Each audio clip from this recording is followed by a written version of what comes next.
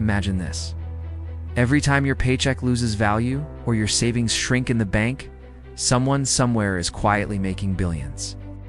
Not corporations, not tech moguls, but institutions so powerful, their influence shapes every economy on Earth. These are the central banks. You've been taught that banks safeguard your money, that interest rates stabilize economies, and that inflation is natural. But what if I told you central banks have perfected a system that quietly siphons wealth from the many to enrich the few? Today, we're peeling back the curtain on a financial machine few truly understand. The truth is stranger, more alarming than you might imagine. To understand this, we need to go back over 300 years. The modern central banking system was born in the late 1600s with the Bank of England, established in 1694. Its initial purpose seemed simple: provide a safe place for governments to borrow money. But from the beginning, it operated in shadows. Key figures like William Patterson, the bank's founder, and later, international financiers, realized that the control of money wasn't just about lending it, it was about creating it. Fast forward to the 20th century, and the Federal Reserve emerges in 1913, ostensibly designed to stabilize the U.S. economy. It introduced a system where the creation of money, something we think of as a public utility, became private profit. The Fed, while technically part of the government, operates independently, controlled by a network of private banks. And here's the twist that few notice. Every economic crisis, every wave of inflation, every devaluation of currency can be leveraged to generate profits for these institutions. The story begins with the concept of fractional reserve banking.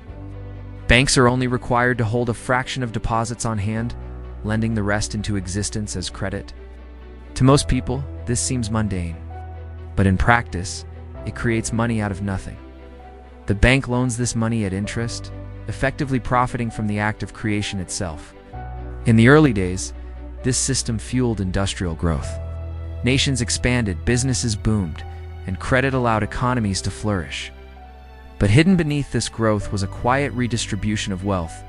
Ordinary savers lost purchasing power as debt multiplied.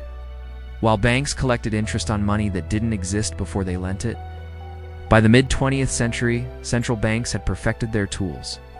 They learned to use interest rates, bond markets, and quantitative easing to manipulate economies subtly. For example, when inflation rises, central banks raise interest rates.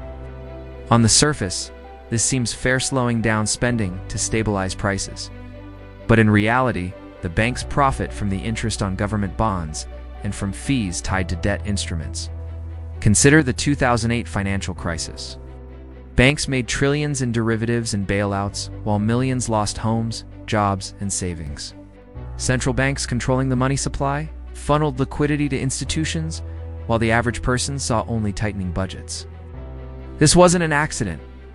It was a pattern that had been refined over decades. Every system has a breaking point. For central banks, the breaking points are crises: inflation spikes, stock market crashes, currency collapses. But these are paradoxical moments. While the public panics, central banks profit by controlling who has access to capital and under what terms. When countries borrow in their own currency, the interest rates and bond mechanisms generate revenue for the banks overseeing the system.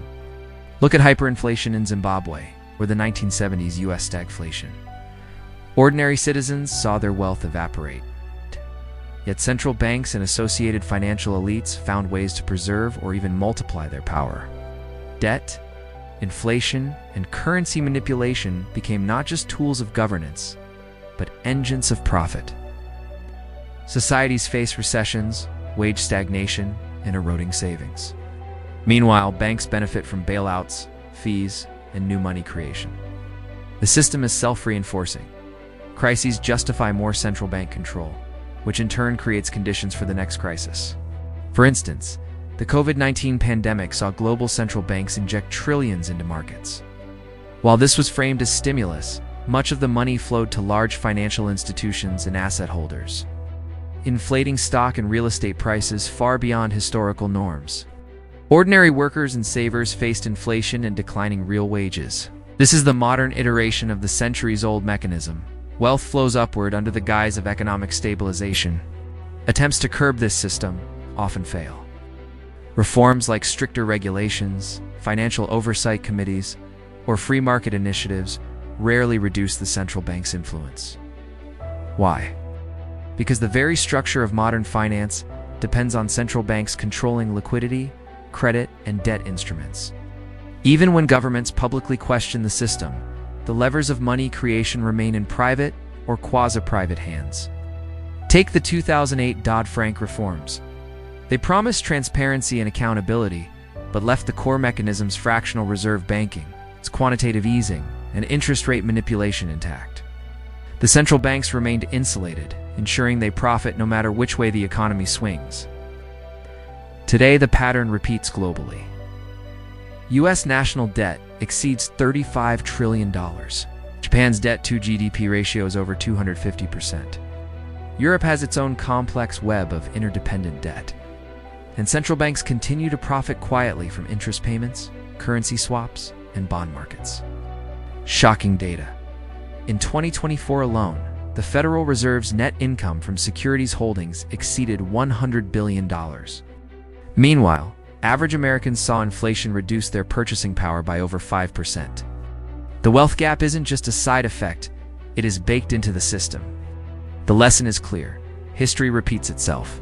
The same mechanisms that enriched a few during the Bank of England's early days. The 1970s inflation era or the 2008 crisis are still operating today, refined and hidden behind layers of economic complexity. 1.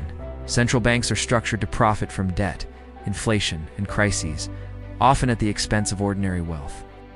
2. Economic instability is not always accidental. It can be a predictable outcome of systemic incentives. 3. Attempts at reform rarely address the root cause: private control over money creation. If you assume your savings are safe just because they're in a bank, think again. The mechanisms of modern finance can quietly erode value while rewarding the few. Understanding these forces isn't optional, it's necessary if you want to preserve real wealth in a system designed to profit from its disappearance. If you found this eye-opening, hit the like button. Subscribe for more financial truths, and comment below with the ways you've noticed your wealth being quietly affected. Stay curious, because the deeper you dig, the more you realize how money really works and who really controls it.